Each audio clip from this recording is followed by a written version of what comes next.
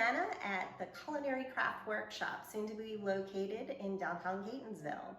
And I just wrapped up a video for my other job as a professional organizer, where I talked about taking inventory in your pantry and your fridge and freezer, or if you have additional storage spaces where you keep your food.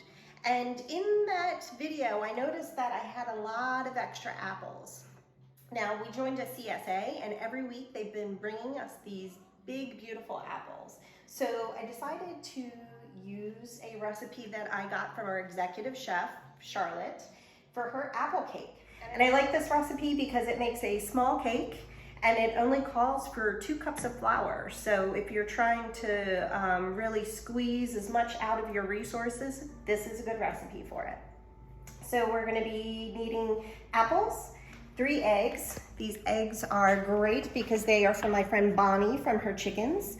Baking soda, coconut oil, ground cinnamon, flour, sugar, and nuts. Now, sometimes you feel like a nut and sometimes you don't. In my house, we rarely feel like nuts, but hey, whatever floats your boat. And I'm back, and I have my mise en place ready. And for those who don't know what that is, that means everything in its place. So the best way I found to prepare any recipe, especially when you're doing a recipe for the first time, is to get all the ingredients together. That way you can make sure you have everything you need and it's right there and you're less likely to forget something.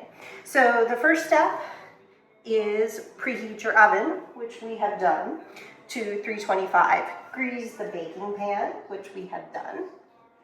And then in a bowl, beat eggs, sugar, and oil until blended. So I'm going to put in our 3 eggs. It's also helpful to crack the eggs into a separate bowl and not directly into the mixer, just in case you mess up and get a little bit of shell in there, so you can rescue it right out of the bat. So I put in my eggs, my flour, and now I am adding in my oil.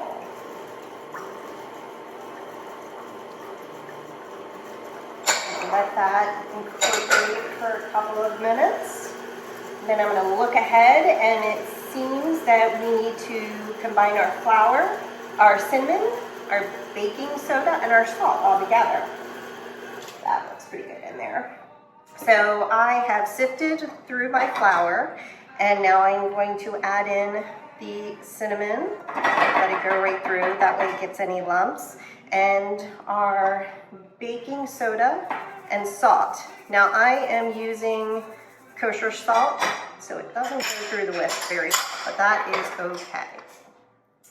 So then we are going to combine everything into the wet ingredients and then stir in the apples and incorporate them in. So we'll let that go for a second. Okay, now that our batter is all together, you see it's a little thick here, but that's okay because we're gonna add our apples, and as our apples cook, they're gonna give off some liquid there. So I'm gonna incorporate my 4 cups of cubed apples together.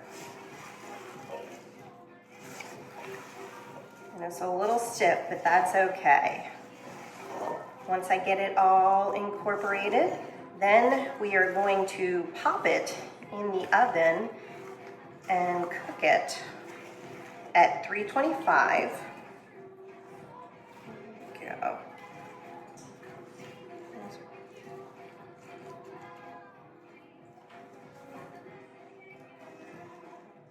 There we go.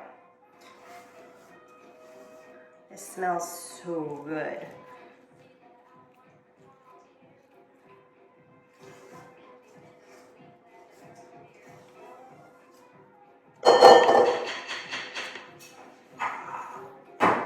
Okay, make sure I get it in the pan.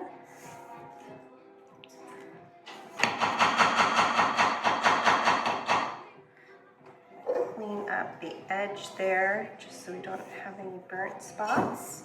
And there we go, it's ready to be popped into the oven at 325, and it's gonna cook for about an hour, maybe an hour and 10 minutes.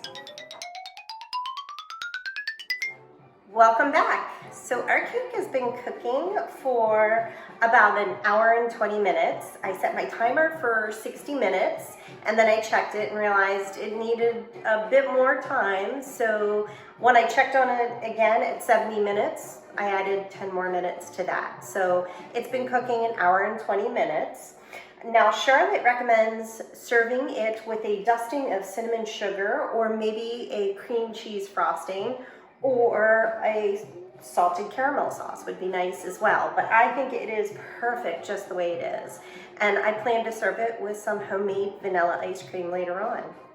You'll find this recipe at the end of the video. Enjoy.